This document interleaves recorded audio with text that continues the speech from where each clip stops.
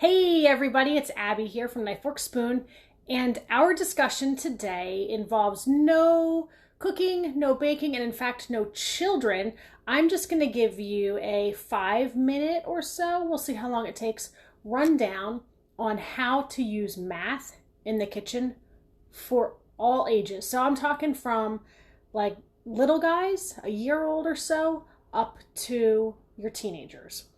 I've got a little layout here in front of me. I'm going to flip the camera around in just a minute, but I'm going to just step through everything very quickly to give you some ideas about how you can incorporate math in the kitchen. For me in my house right now, the reality is we are a homeschool family and we have lost all semblance of order when it comes to schooling with no change in routine every day. So being home every day means I've lost that structure that we had. And so now incorporating math for me means I have to figure out how to do it another way. And the kitchen has been a beautiful way, particularly with my fourth grader. So I'm going to flip the camera around, run through these ideas with you. And if you guys have questions, give me a shout and we can figure out how to work this together. Okay, so for our first thing here, we're going to talk about counting very simply. Your younger people, you know, how many eggs do we have? 1, 2, 3 eggs. Not a difficult concept for us as parents, and fortunately, fun for the kids. Maybe eggs aren't the best idea because they do break, but we'll move on to the next one. So lemons would be the next thing that we have going on. And the idea here is, hey, we're making lemonade today, guys. We need 4 lemons. Who can count out 4 lemons for me? So we would have someone count 1, 2, 3, 4. And then you could even say for your kids that are a little bit older, okay, we have 4 lemons.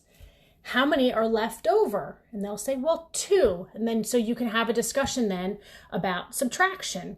You can have a discussion then about addition. We need 2 lemons, but we need 4 lemons, but I only see 2 right here. What do we do, guys? And they'll say, we add 2 more. And so great, we can make our lemonade now because we have 4 lemons. We added 2 plus 2.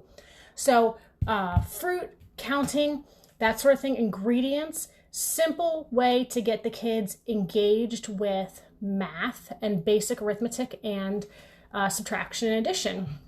Another really cool thing to do, and my Celeste, who's a kindergartner, said to me one day, Mom, it's just a pattern. We were making banana nut bread. Yes, we were making banana nut bread. I'm trying to remember it. And I was asking her to put in the dry ingredients and then the wet ingredients and then mix it up. And then, okay, let's put a little bit more dry ingredients in.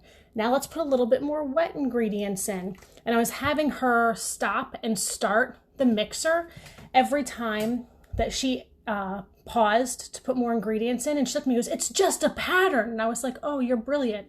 It's just a pattern. So patterns are another thing that have a really solid mathematical basis that you can introduce to your kids. You know, another way to talk about patterns is if you have more than one kid in the kitchen, sharing and taking turns. It's just a pattern. Your turn, my turn, your turn, my turn. You do 2, I do 1. You do 1, I do 2. So that sort of thing is kind of fun. For those kids in the middle area that they're not quite yet readers, but they definitely understand what you're doing, following instructions. It's a huge thing in the math world. If you think about order of operations and the more advanced math classes as they move into high school and into college, making sure you do things in the right sequence is really important. So you can say, okay, I need 2 tablespoons that are silver, and then I need 1 of the white ones, and I need 3 of the small silver ones and 2 of the red ones. And so you have the ingredients laid out.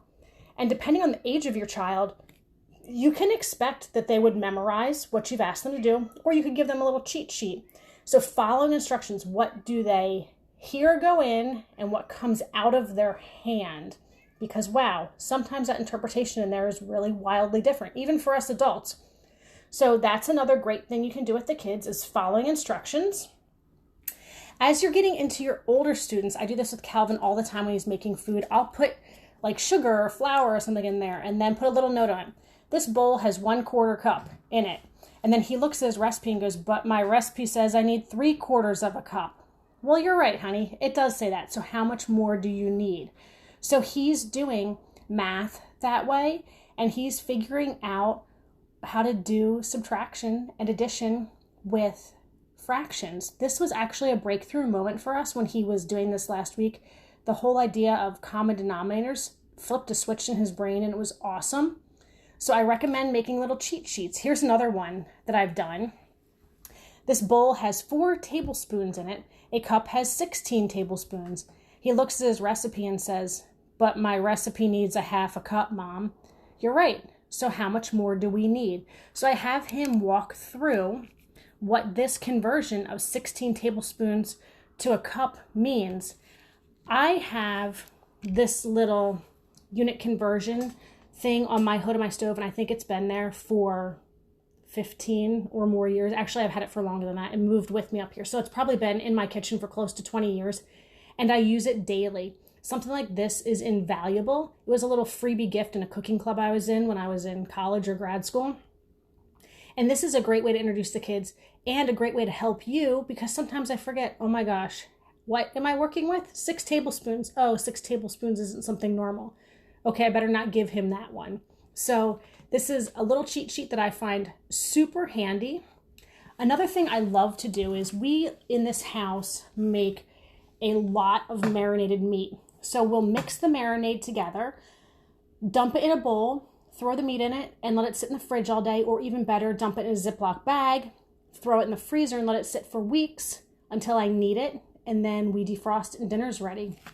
So this is a cool way to get them adding fractions, particularly with different denominators. So let's say you're marinating a piece of steak and you have a cup of red wine, 1/2 cup of soy sauce, 1/2 cup of olive oil, and I think that's actually what the recipe calls for with liquid. So then you'd say to the kid, how much liquid are you expecting? And you can have them pour it into a graduated measuring cup so they can see as they go, or you can have them do the math first. So this is a cool way to get them adding fractions, particularly if you have something wonky like 1/3 of a cup, and then they get to do some lowest common denominator and some conversions before they can add those fractions. And then for the older kids, this is one of the recipes that's on our Kitchen Giggles page and one of my favorites. One of the things you can say is, hey, this recipe makes about 22 cookies, but I really want to deliver cookies to the neighbors as a surprise. You guys might have seen the Facebook little thing that's going around, leave a bottle of water on my front, a bottle of water, no, nobody's going to do that, a bottle of wine on my front step, and I'll try to guess who it's from. So you could realistically leave cookies on someone's front step as a, hey, I'm thinking of you these days, because that social interaction we're missing is really challenging for a lot of folks. So you could say, I don't want 22 cookies, I want 100 cookies, and have them figure out, okay, so this recipe makes 22, it's about 5, oops, that's a zoom in, that was funny. It's about 5 times. So that means I'm going to need 5 sticks of butter, 5 5/8 cup flour. Well, if we go back here, we know 1/8 of a cup is 2 tablespoons. So you can have them work through that entire process of converting a recipe, either going up or going down. Going down will probably more likely be harder, because when you start dividing tablespoons and teaspoons, it gets really interesting. So walk your children through that. That is my quick summary of math in the kitchen. So simple counting with fruit, vegetables, eggs, mixing and following patterns, following instructions, giving the kids notes and only partial ingredients for them to figure out, doing the same thing, but you doing it in unit conversions. Have a little cheat sheet for yourself. I actually made one of these for Knife, Fork, Spoon. I have to go dig it out, but I can post it on our page. Have them tally up ingredients and have them scale a recipe. So that is my quick math in the kitchen for today. And that is beautiful here in the Pacific Northwest. We are going to go out and play for a little while. If you guys have, I know math isn't everyone's forte, so if you have math questions, I love to do math in the kitchen, and I'm happy to answer them for you or help you make your own cheat sheets or create something that works for you in your kitchen. Have a wonderful day, friends, and we will see you tomorrow we are going to be making kind of sort of a little bit, not really, but I'm gonna pretend healthy, but not banana, blueberry coconut muffins. The girls ate them in about 2 days. So we will see you then. Toodaloos, my friends.